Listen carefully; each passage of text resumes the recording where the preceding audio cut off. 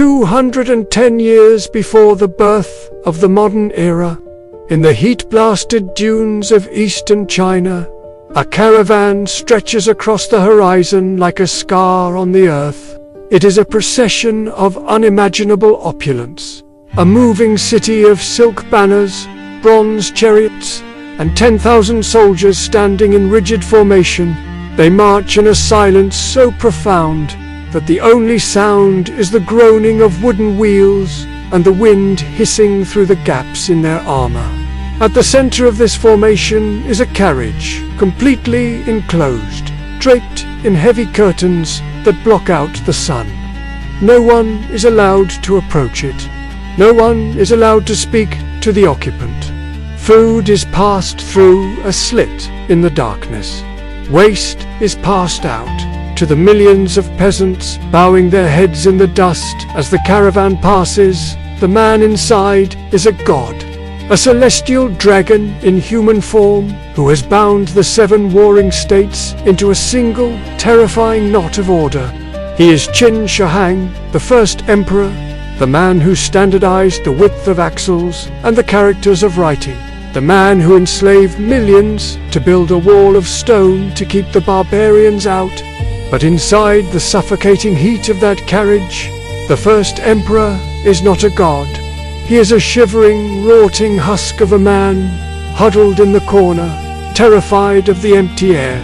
He is dying, and the smell of his decay is already beginning to seep through the silk curtains, competing with the smell of the salted fish packed in the wagons behind him. This is the paradox of absolute power. The man who owns the world is the only man who knows exactly how much he has to lose. We begin our descent into the mind of the paranoid king here, not with his conquests, but with his medicine cabinet. For years, the emperor has been fighting a war not against armies, but against time itself. He suffers from Thanatophobia, pathological, consuming fear of death that has devoured his rationality. He has conquered every enemy on the map, executed every rival, and burned every book that dared to suggest a philosophy other than his own. But he cannot conquer the grey hair appearing in his beard. He cannot conquer the stiffness in his joints. To a man accustomed to absolute control, the biological reality of aging feels like an insult, a treason committed by his own body. And so, he has turned to the alchemists. He has turned to the magicians who whisper promises of eternal life in exchange for gold and influence. They have fed him pills of red cinnabar, beautiful spheres of crystallized sulfur and mercury that look like drops of solidified blood. They tell him that mercury is the substance of life, a liquid metal that never dies, never dries, never rots. They tell him that by consuming it, he will become like the metal-heavy, fluid, and eternal. They are wrong. They are slowly poisoning him. The mercury is attacking his nervous system, frying the electrical pathways of his brain, amplifying his paranoia from a personality quirk into a full-blown psychosis. He can feel the metal accumulating in his kidneys, burning in his gut, but he interprets the pain as the transformation. He believes he is shedding his mortal shell.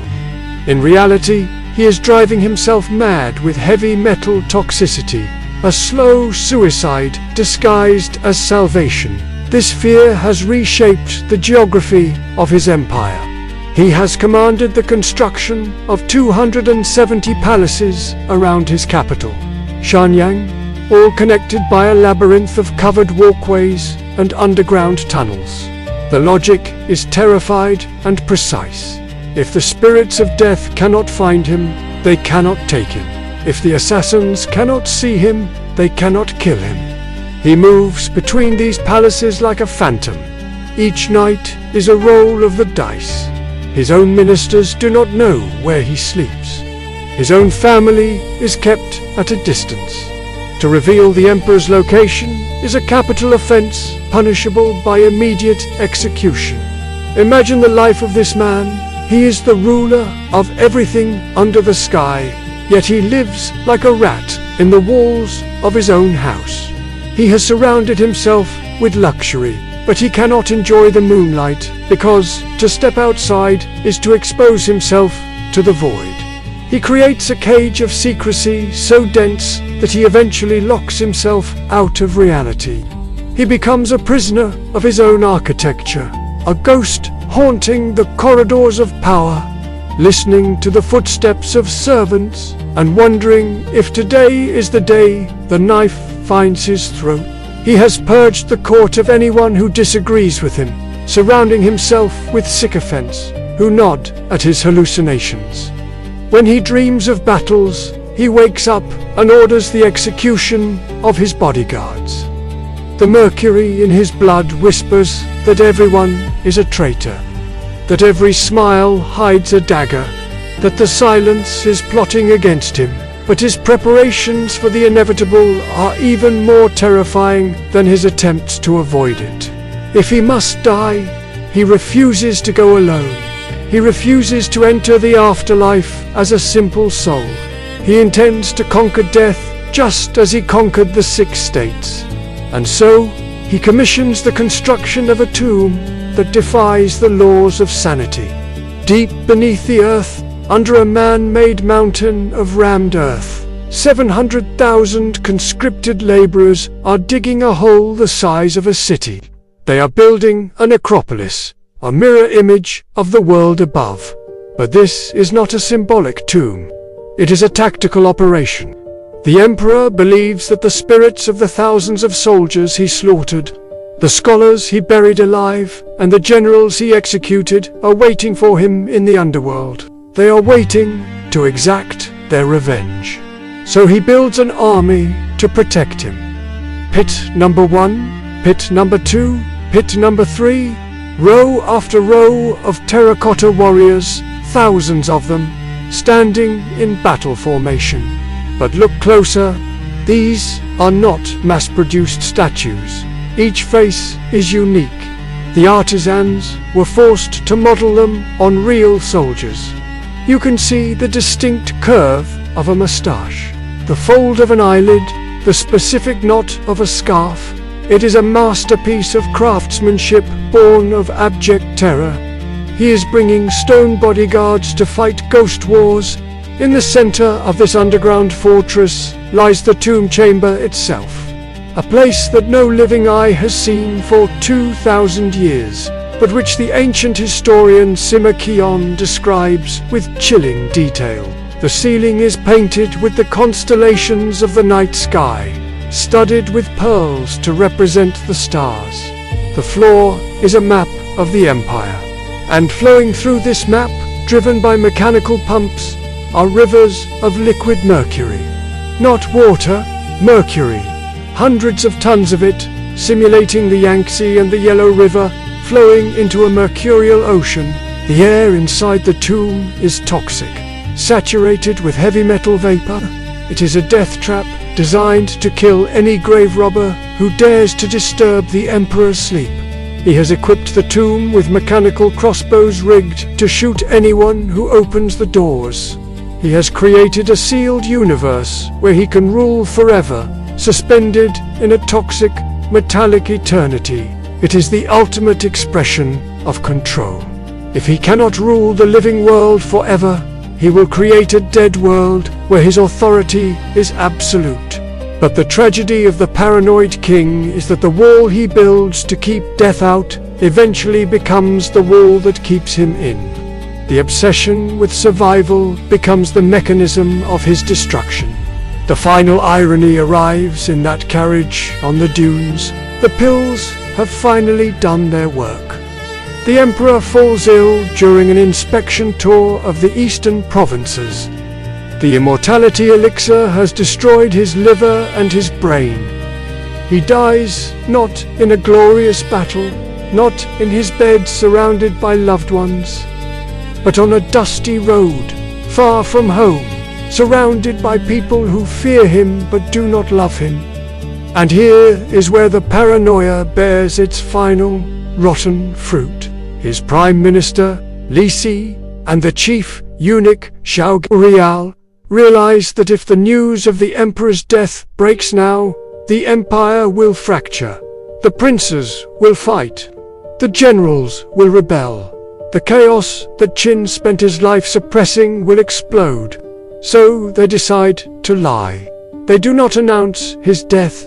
They keep the carriage moving. They keep the curtains drawn. They forge decrees in the emperor's name, ordering the suicide of the rightful heir and installing a puppet they can control. But the summer heat is relentless. The emperor's body begins to decompose. The smell of rotting flesh becomes overpowering. It is a smell that no amount of incense can hide. It is the smell of mortality. The one thing Qin spent his entire life running from, now filling the small, enclosed space of his carriage. To mask the stench, Li Si orders a cart of salted fish to be hitched directly behind the emperor's carriage. Imagine the indignity. The man who declared himself the first sovereign, who built the Great Wall, who commanded the rivers to stop and the mountains to bow, is now just a rotting corpse being dragged across the countryside, his putrefaction hidden by the smell of dead fish. The people bowing on the roadside do not know they are bowing to a vacuum. They do not know their god is dead. They are bowing to a lie, maintained by the very paranoia the emperor instilled in his court. Qin Shi Huang wanted to be immortal.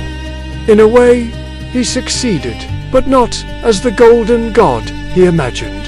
He lives on as a warning. He lives on in the toxic levels of mercury, still measurable in the soil above his tomb today.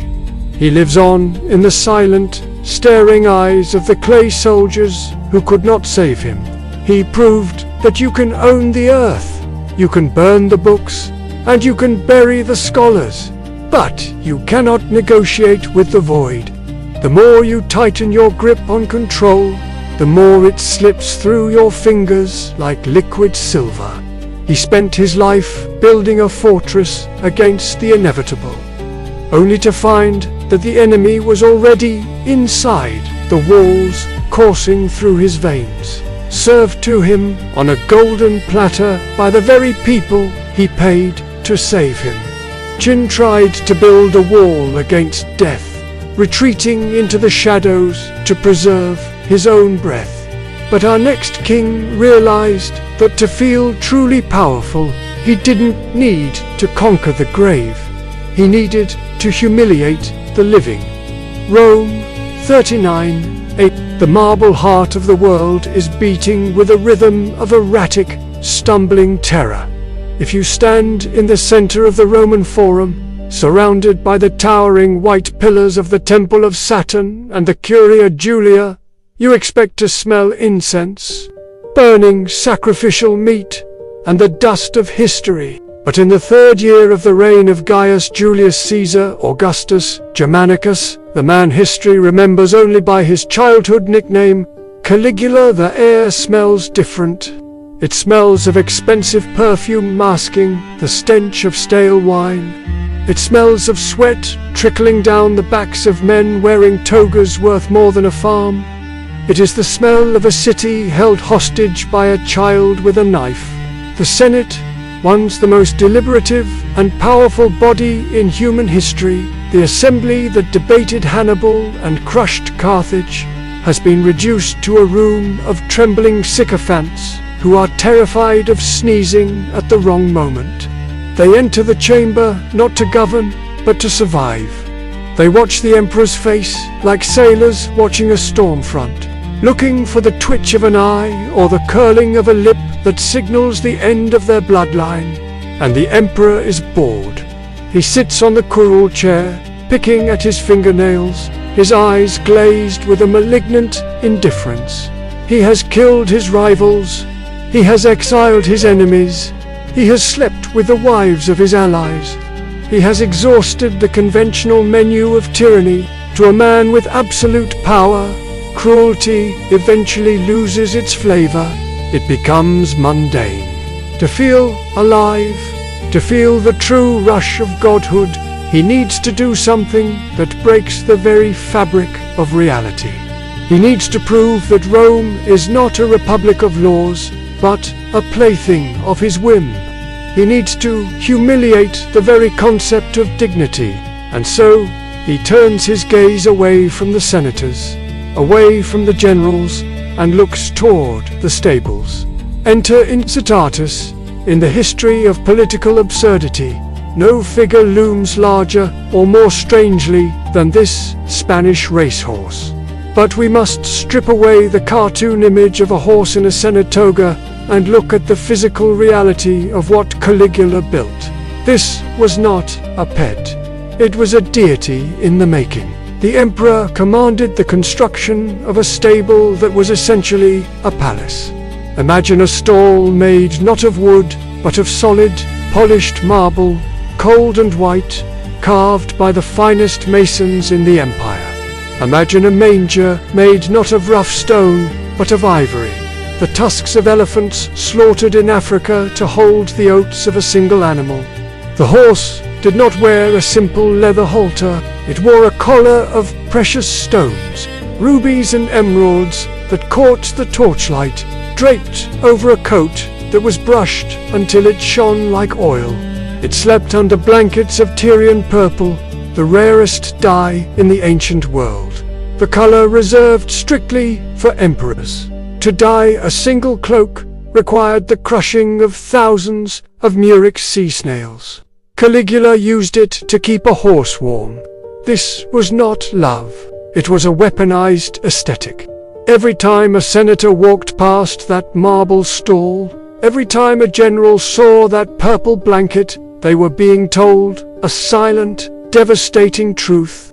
This animal lives better than you. This animal is worth more than you. You are expendable. The horse is essential.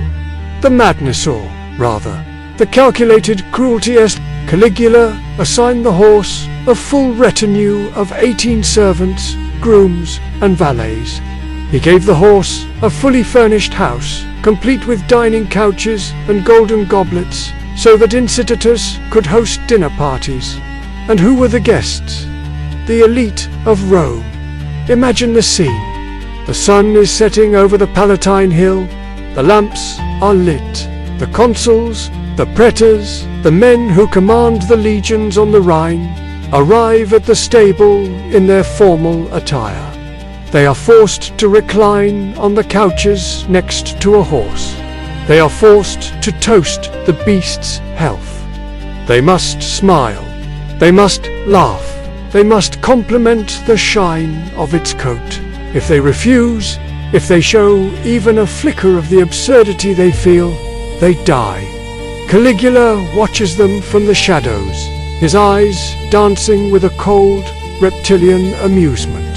He is conducting a psychological experiment. He is stripping away their dignity layer by layer. He is forcing them to participate in a collective hallucination by making them treat the horse as a person. He is turning them into animals. He is proving that their pride, their lineage, their Roman virtue is nothing compared to his will. If he says the horse is a host, the horse is a host. Reality is whatever the emperor decides it is. Then came the final blow, the punchline to the darkest joke in antiquity. Caligula announced his intention to make Incitatus a consul. The consulship was the highest elected office in the Roman Republic. It was the position held by Cicero, by Caesar, by the men who built the Western world. It was the pinnacle of human achievement, the definition of gravitas. Caligula looked at this sacred institution and decided it was fit for livestock. Historians for centuries have argued that this was proof of his insanity, that his brain had been rotted by fever or lead poisoning. They are missing the point. It was not a delusion, it was a critique, by suggesting the horse for the consulship.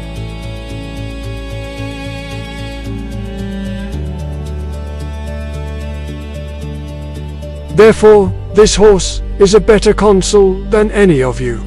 It was a gesture of supreme contempt. He was telling the Senate that their debates were noise.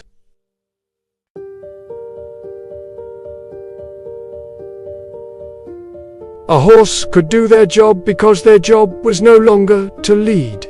It was to kneel. He was holding up a mirror to the Roman state and showing them that under a dictatorship, all men are beasts of burden. The horse was just the only one honest enough to wear a collar. This is the psychological mechanism of the humiliation ritual. Malignant narcissists do not just want to win. They want to destroy the self-worth of their victims. They want to see the light go out in your eyes. Caligula didn't just want obedience. He wanted to break the soul of the aristocracy. He wanted them to know that their lives were a farce. He would invite senators to the palace, then summon their wives to his bedroom, while the husbands sat and waited for them to return. He would burst into laughter at dinner parties.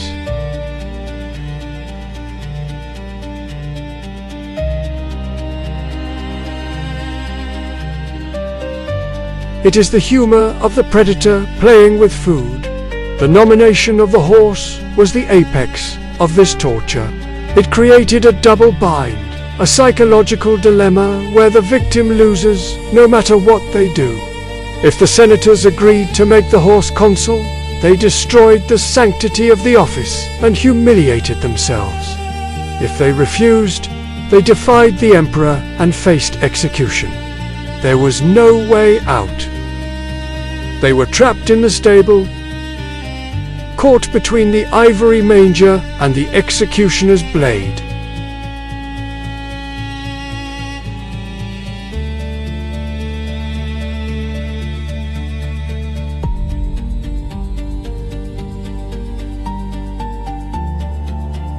When men are stripped of their dignity, when they are reduced to nothing, they lose the fear of death because they have nothing left to protect. The terror Caligula inflicted was absolute, but it was also brittle. He pushed the elite too far into the corner. He forgot that even a dog will bite if you kick it enough times. The silence of the Senate was not peace. It was the holding of breath before a scream. The fear eventually curdled into a cold, hard resolve. A conspiracy formed, not among the politicians he mocked, but among the men he trusted with his life. The Praetorian Guard, Cassius Scheria, a tribune of the guard, a man Caligula had mocked relentlessly for his high-pitched voice, decided that the joke had gone on long enough. On a quiet afternoon in January 41 AD, inside a tunnel beneath the palace, the laughter stopped. Caligula was returning from the games, his skin flushed, perhaps thinking of his next prank, his next insult. He turned a corner and found Scheria waiting. There was no speech, there was no trial, there was just the wet, dull sound of iron-piercing flesh. The first blow struck his neck. Caligula fell, screaming, "I am still alive," a final, desperate assertion of his godhood. The other conspirators swarmed him, stabbing him 30 times. They hacked at the man who had tried to turn reality into a satire. They left him bleeding on the stone floor, a piece of meat no more divine than the animals he had elevated. The horse, Incitatus, survived. It was stripped of its jewels, stripped of its title, and returned to the obscurity of a regular stable. Confused, perhaps, by the sudden absence of the purple blankets, the Senate tried to erase Caligula's name from the records, to smash his statues, to pretend the nightmare had never happened. But the damage was done. The illusion of the Republic was shattered. Caligula had proven that the system was fragile, that a single man's madness could turn the highest laws into a punchline. He showed the world that power without checks is not just dangerous. It is absurd, Caligula used absurdity to mock his enemies. But when the laughter stopped and the fires started, our next ruler realized he needed a different tactic.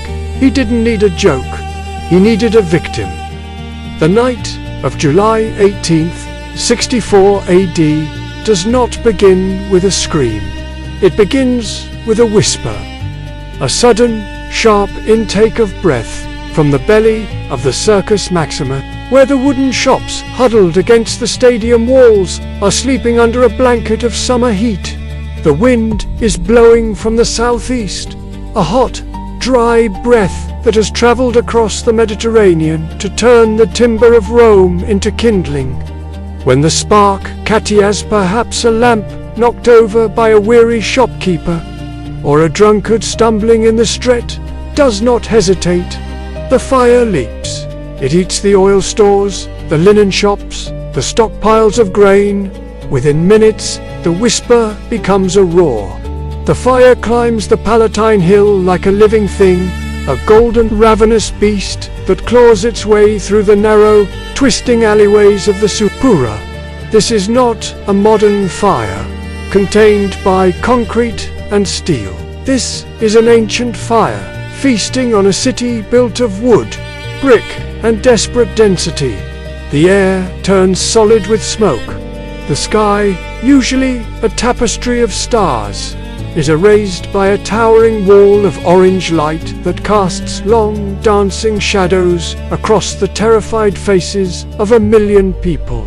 The sound is apocalyptic, the cracking of ancient beams, the collapsing of clay roofs, and the stampede of sandals on cobblestones as the mob tries to outrun the heat.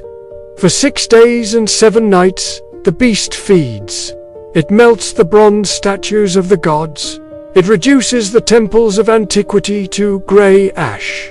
It boils the water in the aqueducts. When the smoke finally clears, 10 of Rome's 14 districts are gutted. The center of the world is a black, smoldering wound, and standing amidst the ruins, watching the smoke curl from the skeleton of his capital, is a 30-year-old man with a thick neck and eyes that hold a terrifying vacancy. Nero, Claudius, Caesar, Augustus, Germanicus. History has painted a caricature of this moment. We all know the image. The mad emperor standing on a balcony, dressed in theatrical robes, playing a fiddle while his city burns. It is a comforting lie. It suggests that evil is insane, that it is distracted, that it is foolish. But the reality is far darker. Nero was not in Rome when the fire started.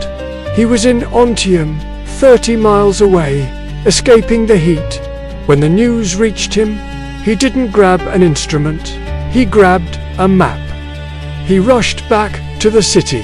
He opened his own palaces to house the refugees. He arranged for food supplies to be brought in from us. He acted with the competence of a general. But as he walked through the ashes, looking at the devastation, a dangerous thought began to take root in the minds of the survivors.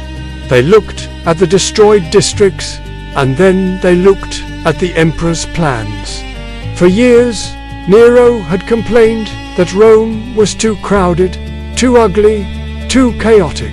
He had dreamed of building a palace so vast it would swallow the city center, the Domus Aurea, the Golden House. And now, miraculously, the fire had cleared the exact land he needed. The coincidence was too perfect. The grief of the mob turned instantly into suspicion. A rumor started in the breadlines and the refugee camps. He did this. He burned us out to build his playground. The accusation spread faster than the flames. It was a political firestorm that threatened to consume not just the city, but the Julio-Claudian dynasty itself. This is the moment where the psychological mechanism of the scapegoat strategy begins to turn. Nero feels the heat of the mob's anger. He sees the graffiti on the charred walls. He hears the whispers of arsonists when his litter passes through the streets. A lesser man might have panicked. A better man might have accepted responsibility for the lack of fire codes. Nero does neither. He experiences the searing friction of cognitive dissonance, the mental stress of holding two contradictory beliefs. I am the father of the people, and the people hate me. To resolve this tension, to protect his own ego and his throne, he needs to externalize the blame. He needs a vessel into which he can pour all the rage, fear, and hatred of the empire, and then destroy it. He scans the social horizon of Rome, looking for a target. He needs a group that is already marginalized, already feared, already other. He finds the Christians. In 64 AD, Christianity was not a world religion. It was a tiny, secretive, misunderstood cult from the East. To the average Roman, they were terrifying. They refused to worship the emperor. They held secret meetings before dawn. They spoke of eating the body and drinking the blood of their Gada ritual, the Romans misinterpreted as literal cannibalism. But most damning of all, they preached an apocalyptic prophecy. They claimed that the world would end in fire. They spoke of a judgment day where the wicked would burn. To Nero, this was a gift from the gods of politics. He didn't just have a scapegoat. He had a group whose own theology could be twisted into a confession. He spun the narrative with the precision of a master propagandist. It wasn't me, he whispered to his generals, to the Senate, to the mob. It was them, the haters of mankind, the ones who pray for the end of the world. They burned your homes to fulfill their dark prophecies. The lie was swallowed whole because it tasted like vengeance. The mob didn't care about the truth. They cared about blood. They wanted someone to hurt. And Nero gave them a spectacle of pain that redefined the boundaries of human cruelty. He didn't just execute the Christians. He turned their deaths into theater. He opened his imperial gardens, the very land cleared by the fire, for a public entertainment. He invited the aristocracy, he invited the senators, he invited the mob. Imagine the scene: a warm summer evening, the smell of jasmine and roasted pork, the clinking of wine goblets, and lining the pathways of the garden, tied to wooden stakes, are hundreds of men and women. They are covered in pitch, coated in animal fat and wax. They are not screaming yet, they are praying. As the sun sets and the twilight turns to purple, Nero steps out. He is dressed not as an emperor, but as a charioteer, mingling with the crowd, laughing, shaking hands. He gives a signal. Torches are brought forward, and one by one, the human candles are lit. The sound is not something you can imagine. It is the sound of fluid boiling inside living tissue. It is the sound of vocal cords snapping under the strain of a scream that has no end. The fire consumes them, turning the garden into a flickering, grotesque daylight. The elite of Rome walk among the burning bodies, sipping their Falernian wine, discussing politics and philosophy, illuminated by the agony of the innocent. Illuminated by the agony of the innocent, Nero rides his chariot through the carnage, basking in the applause. This is the apex of the scapegoat strategy. This is the apex of the scapegoat strategy. By brutalizing the Christians, he is visually demonstrating his power to protect Rome. He is saying, "Look at how much I love you. Look at what I am willing to do to the monsters who hurt you." The brutality serves a dual purpose. It terrifies the populace into submission, and it cleanses Nero of his own incompetence. Every scream from a dying Christian is a brick in the wall of Nero's reconstructed reputation. He is washing his hands in their blood. Tacitus, the Roman historian who despised the Christians, wrote about this night with a mixture of disgust and horror. He noted that the punishment was so extreme that it actually backfired, even for criminals who deserved extreme and exemplary punishment. He wrote, "There arose a feeling of compassion, for it was not, as it seemed, for the public good, but to glut one man's cruelty that they were being destroyed." But Nero didn't care about compassion. He cared about survival. He cared about the silence of the accusers. And for a time, it worked. The rumors of his arson died down, replaced by the gossip of the garden party. The Golden House rose from the ashes, a sprawling complex of gold leaf and frescoes, a monument to narcissism built on the graveyard of a scapegoat. But the psychological cost of such a lie is that it rots the soul of the ruler. To maintain the fiction, Nero had to become the monster he accused the Christians of being. He had to shut off his empathy, to numb himself to the smell of burning flesh, to view human beings as nothing more than props in his political theater. This is the ultimate trap of the paranoid king. To save himself from the fire, he had to set the world aflame with hatred. He created a precedent that would haunt the Western world for 2,000 years. When the leadership fails, find a minority. Blame them for the catastrophe and burn them to distract the crowd. It is a tactic that requires a total disassociation from reality. A retreat into a solipsistic universe where the leader is always the victim and the victim is always the aggressor. Nero eventually fell. The reality he tried to suppress came back for him. The legions rebelled. The Senate declared him a public enemy.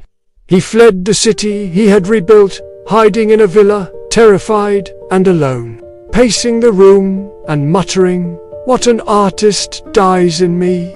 Even at the end, he could not see himself as a failure, only as a misunderstood genius.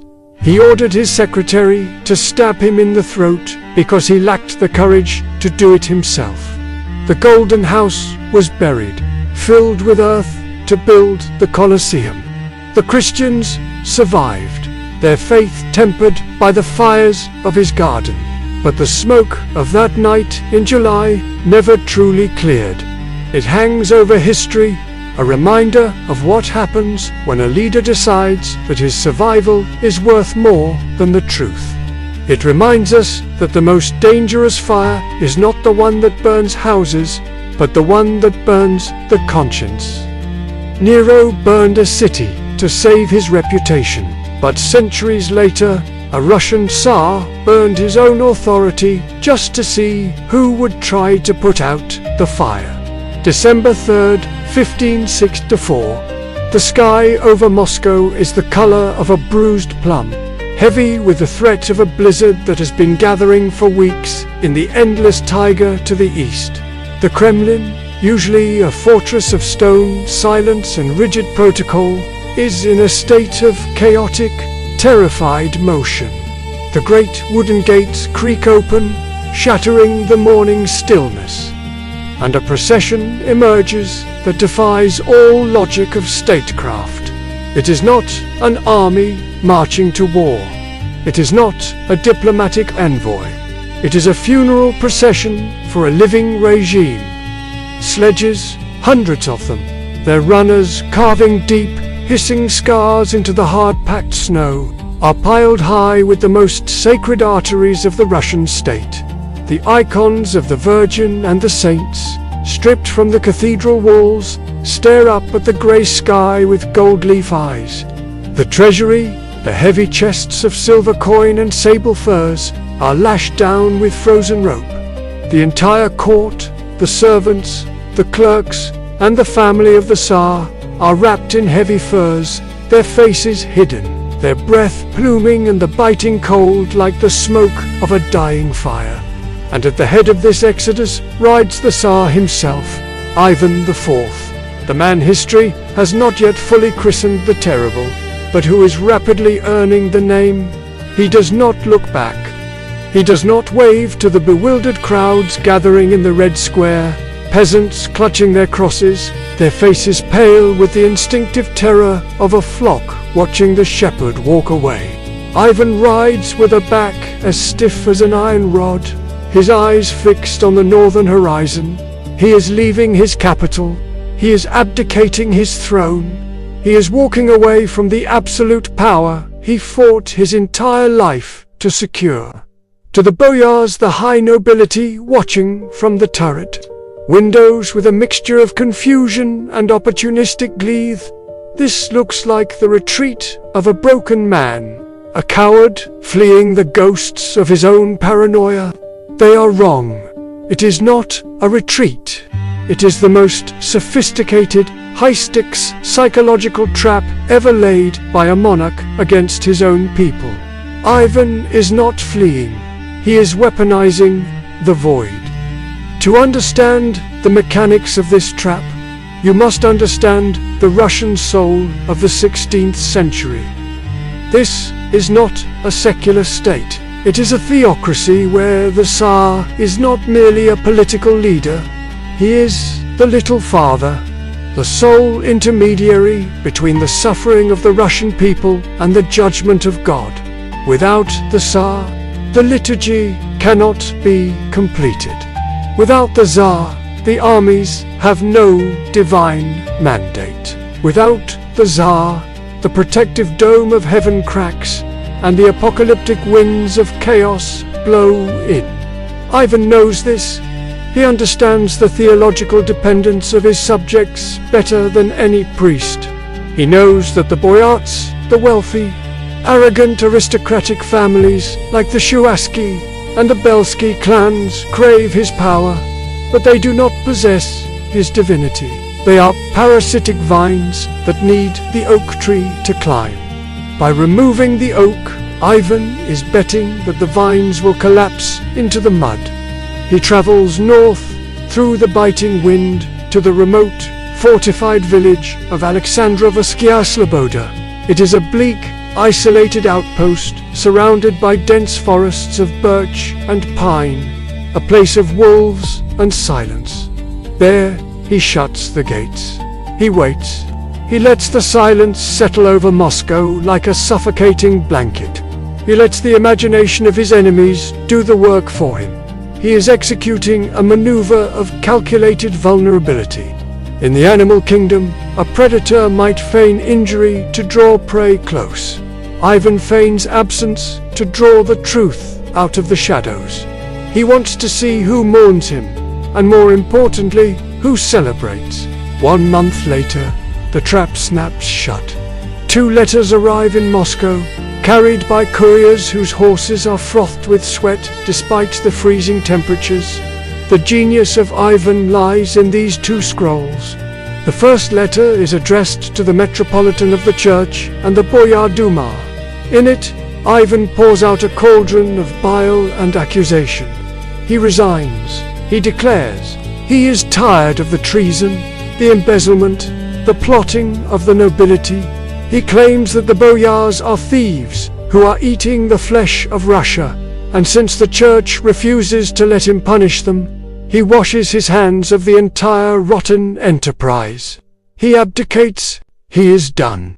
But the second letter, and this is the daggers addressed to the common people of Moscow, the merchants, the artisans, the peasantry. To them, he speaks with the voice of a loving, heartbroken father.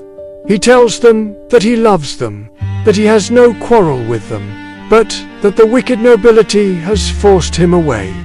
He paints himself as the victim of a conspiracy, a holy martyr driven into exile by the greed of the elites. It is a masterpiece of populist triangulation. He effectively weaponizes the mob against the aristocracy. He creates a class war with a single stroke of the pen. The reaction in Moscow is immediate and hysterical. The loyalty trap works with devastating efficiency. The boyars, who perhaps dreamed of taking power, suddenly find themselves standing on the edge of an abyss. They realize that without Ivan, they are alone with the mob. and the mob is furious. The merchants close their shops. The bells of the Kremlin churches begin to toll, a discordant, panicked clamor that rings day and night. The people pour into the streets, weeping, tearing their clothes, screaming that they have been abandoned by God. They surround the houses of the boyars, demanding that the traitors be purged, demanding that the Tsar be brought back at any cost. The boyars are trapped. If they accept Ivan's abdication, the people will tear them to pieces. If they beg him to return, they are walking voluntarily into a cage. They choose survival. A massive procession forms to march north to Alexandrovsk. It is a pilgrimage of submission. The metropolitan of the church, the highest princes, the boyars, and thousands of commoners walk through the deep snow, carrying crosses and icons, trudging through the frozen wasteland to beg the man they hate to come back and enslave them. When they arrive at the fortress, they find a man transformed. The Ivan who receives them is not the confident ruler who left. He is a theatrical projection of suffering. He wears simple black monastic robes. His eyes are burning with a manic, sleepless intensity. He has plucked out patches of his beard. He looks like a prophet who has seen the face of hell. He allows them to beg. He lets the highest lords of Russia kneel in the snow, pressing their foreheads into the ice, shivering, weeping, imploring him to take back the crown. He lets the silence stretch until it is unbearable, and then he speaks. He agrees to return, but on one condition, a condition that will alter the genetic code of the Russian state forever. He demands the creation of the word oprichnina comes from the Russian word for apart or separate. Ivan demands the right to carve out a massive portion of the Russian land to be his personal property, exempt from the laws of the state, exempt from the oversight of the church, and exempt from the interference of the boyars. Within this territory, his word is the only law. He demands the absolute right to execute any traitor, to confiscate any property without trial or question. The boyars, kneeling in the snow, terrified of the mob behind them and the madman in front of them, agree to everything. They sign their own death warrants. They invite the vampire back into the house because they are afraid of the dark. Ivan returns to Moscow, but he brings a new kind of horror with him. He creates a new class of police guards, the oprichniki. These are not soldiers, they are an extension of Ivan's paranoia made flesh. They dress entirely in black, like monks of a satanic order. They ride black horses through the streets of Moscow. Tied to their saddles are two terrifying symbols, a severed dog's head and a broom. The symbols are blunt and brutal. They will sniff out treason like dogs, and they will sweep it away. This is the loyalty trap in its final bloody phase. Ivan has returned, but he has not returned to govern. He has returned to purge. The oprichnina becomes a state within a state, a cancer that eats the host. The oprichniki ride through the city, dragging boyars from their beds, burning their estates, raping their wives, and executing them in public squares. It is a carnival of sadism. Ivan presides over it all with the fervor of a religious zealot. He holds banquets where the wine flows like blood, and between courses, he reads the scriptures while men are tortured in the dungeon below the dining hall. The psychological genius of the oprichnina was that it institutionalized paranoia. By creating a separate territory, Ivan created a permanent us versus them dynamic. If you were in the oprichnina, you were safe, but you were a slave to Ivan's whim. If you were outside, in the Zemshina, you were prey. Neighbors denounced neighbors to gain favor with the Black Riders. Loyalty was no longer about service to the state. It was about total, abject submission to the person of the Tsar. Ivan destroyed the very concept of an independent nobility. He proved that no lineage, no amount of wealth, no history of service could protect you if the Tsar decided you were an enemy. He shattered the social contract and replaced it with a suicide pact. He taught Russia that the only way to survive was to become an instrument of the terror. The ultimate tragedy of the empty throne is that the people begged for it. Ivan didn't seize absolute power in a coup. It was handed to him by a populace terrified of freedom. He showed them the voider world without a strong hand and they recoiled. They preferred the monster they knew to the chaos they feared. He exploited the deep, primal fear of abandonment that lies in the heart of the collective psyche. He acted like an abusive parent threatening to leave the family, forcing the children to promise anything, to accept any punishment, just to keep him home. But the cost of this total control was the hollowing out of Russia itself. The Oprichnina decimated the economy, slaughtered the most capable generals, and left the country weak and divided. When the Crimean Tatars invaded a few years later, they burned Moscow to the ground because the Oprichniki, terrifying as they were to unarmed peasants, were useless against a real army. Ivan stood on the walls of his fortress and watched his capital burn, the smoke choking the very people who had begged for his return. He had purchased his absolute security at the price of his nation's survival. He ended his life playing chess, moving ivory pieces across a board while his body rotted from within, terrified of the shadows he had created.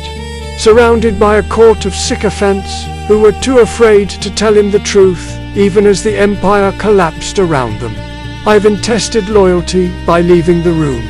But the final king in our nightmare didn't need you to be loyal. He didn't even need you to exist. Moscow, 1936. The air in the capital is heavy with the smell of unrefined petrol and the unseen, static charge of absolute terror. We are standing on the banks of the Moscow Canal, a triumph of Soviet engineering dug by the skeletal hands of Gulag prisoners. The water is grey and flat, reflecting a sky that refuses to show the sun. Walking along the stone embankment is a man who casts a shadow over the entire 20th century, Joseph Stalin. He wears his military tunic, his boots polished to a black mirror shine, his moustache thick and grey. He looks relaxed, almost jovial, strolling with the confidence of a man who owns the earth beneath his feet. Beside him, walking just a step behind in the deferential posture of a servant, is a small, peculiar man. He is barely 5 feet tall, with a face that looks like a bruised apple and eyes that gleam with a manic, wet intelligence. This is Nikolai Yezhov. They call him the Bloody Dwarf. He is the head of the NKVD, the secret police, the architect of the Great Terror. In this moment, captured by a camera shutter, he is the second most powerful man in the Soviet Union. He is the iron fist that crushes Stalin's enemies. He is the man who signs the death warrants by the thousand, who turns the gears of the meat grinder that is consuming the Russian soul. In the photograph, Stalin is smiling at him. They look like partners. They look like friends. It is a snapshot of supreme authority, an image printed in millions of newspapers, hung in schoolrooms, and pasted onto the walls of factories from Leningrad to Vladivostok. It is an image of permanence. But move the clock forward. The year becomes 1940. The Great Terror has eaten its own tail. The logic of the purge is that the executioner eventually knows too much. Yezhov, the man who hunted the enemies of the people, has now become an enemy himself. He is arrested in the middle of the night, dragged to a cellar in the Lubyanka, stripped of his uniform, and shot in the back of the head. His body is cremated, his ashes dumped in a common grave. In the physical world, Nikolai Yezhov has ceased to exist. But in the Soviet Union, death is not the end of the punishment. To simply kill a man is insufficient for the paranoid king. If Yezhov was a traitor, then he must always have been a traitor. And if he was always a traitor, then he could never have walked by the canal with the leader. He could never have been the Iron Commissar. To acknowledge that he once stood at Stalin's right hand would be to admit that Stalin made a mistake, that the god was fallible, that the system was blind, and Stalin is never blind, so the order goes out. It is a silent, terrifying directive that ripples through the dark rooms of the Kremlin propaganda department. It is an order to declare war on the past. The photograph of the Moscow Canal is brought out of the archives. It is placed on a table under the harsh glare of an electric bulb. An artist, a technician of oblivion, picks up a scalpel and a fine-haired brush dipped in grey ink. This is the surgery of history. With painstaking precision, the artist begins to scrape away the emulsion where Yezhov stands. He does not just black him out, he replaces him. He paints in the grey water of the canal where Yezhov's legs used to be. He paints the stone wall of the embankment where Yezhov's shoulder leaned. He extends the texture of the concrete, mimicking the grain of the film. Stroke by stroke, the bloody dwarf is dissolved. The space he occupied is filled with the dull, inanimate background of Moscow. The artist works with the steady hand of fear, knowing that a clumsy job could mean his own face is the next one to be erased. When the work is done, the photograph is Look at it now. Stalin is walking alone. He is strolling by the canal, smiling at nothing, gesturing to the empty air. The composition is unbalanced, the framing is awkward, but the lie is perfect. Yezhov is gone. He was never there. The water flows over his memory as if he were a stone thrown into the deep. This is the psychological mechanism of gaslighting weaponized on a civilizational scale. Gaslighting is usually a domestic crime. A husband moving keys to make his wife think she is crazy. Stalin did it to 200 million people. He forced an entire nation to reject the evidence of their own eyes. Imagine the cognitive dissonance of the Soviet citizen. You have the newspaper from 1937 in your attic. You see Yezhov standing there. You remember the parades in his honor. You remember the poems written about his vigilance. But today, the new history book arrives. You open it, and the picture is different. Yezhov is missing. The caption has changed. The timeline has been altered. You look at the old paper, and then you look at the new book, and in that moment, you have a choice. You can believe your eyes and become an enemy of the state, or you can destroy your own memory and survive. Across the Soviet Union, 1 million pairs of scissors began to snip. It was a mass ritual of self-lobotomy.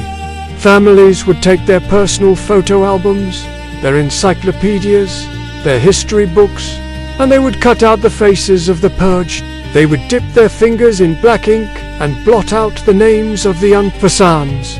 They mutilated their own reality to align with the paranoid fantasy of the king. To leave the face of a traitor visible in your home was to commit a crime. So, to stay safe, the people became accomplices in the erasure. They learned that truth is not what happened. Truth is what the current General Secretary says happened this morning. This manipulation extended far beyond Yezhov. It happened to Leon Trotsky, the founder of the Red Army. He was airbrushed out of the grainy photos of the revolution, removed from the side of Lenin on the wooden podiums of 1917. until he became a ghost, haunting the margins of Soviet history. It happened to Kamenev, to Zinoviev, to the thousands of officers and intellectuals who fell out of favor. The dark rooms of Moscow were factories of fabrication. They made men taller. They smoothed out the pockmarks on Stalin's face. They added crowds to empty squares to show popularity. They removed watches from wrists to hide corruption. They literally painted a new world into existence, a world where the sun always shone on the leader, where the harvest was always bountiful, and where the enemies vanished into the ether without leaving a footprint. It is the ultimate expression of the God complex. The paranoid king is not satisfied with ruling the present. He is terrified of the judgment of the future. He knows that if the record remains, someone, someday, will connect the dots. Someone will see the blood on his hands. So he tries to murder time. He tries to freeze the world in a perpetual now, where his wisdom is eternal and his mistakes are impossible. But there is a terrifying fragility to this power. The more you erase, the more you have to police the void. Stalin lived his final years in a fortress of his own making, the Kuntsevo dacha, surrounded by layers of fences and guards, terrified of the very silence he had created. He had purged the doctors because he thought they were poisonous. So when he had his fatal stroke, there was no one competent to treat him. He lay on the floor for hours, soaked in his own urine, while his guards stood outside the door, too afraid to enter without permission, too afraid to disturb the man who could erase them from the world. The silence he had weaponized against Yezhov, against the boyars, against the truth, finally came for him. He died alone, a victim of the absolute obedience he had enforced. This encounter brings us to the end of our journey through the asylum of history. We have looked into the eyes of the paranoid kings. We started with Qin Shi Huang, who drank mercury to fight the ghosts of his own mortality. We stood in the stable with Caligula, who made a horse a consul to shatter the dignity of the Senate. We watched Nero burn a city and blame the innocent to drown out the whispers of his own incompetence. We shivered in the snow with Ivan the Terrible, who abandoned his throne to trap his people in a cycle of abusive loyalty. And finally, we walked by the canal with Stalin, watching him edit reality with a scalpel, proving that the final frontier of tyranny is the conquest of memory itself. What connects these monsters? What is the thread that ties the Roman emperor to the Soviet dictator? It is the realization that absolute power is not a fortress. It is a prison. The paranoid king starts by fearing his enemies, so he kills them. Then he fears his friends, so he purges them. Then he fears the people, so he terrorizes them. And finally, he fears the truth, so he erases it. He ends up ruling a kingdom of graveyards and blank pages, surrounded by faces he has ordered to smile, listening to applause he has commanded to ring out. He becomes the loneliest man in the universe, trapped in a panic room of his own design, fighting a war against reality that he can never win, because in the end, the ink always fades. The paint cracks. The original negative is found in a dusty archive. The statues of Caligula are dug up from the mud. The tomb of Qin is mapped by satellites. The truth has a nasty habit of surviving the man who tried to kill it. The documentary concludes that, for the paranoid king, there is no history, only the current version of the truth. And in that version, he is always the hero, and you were never there.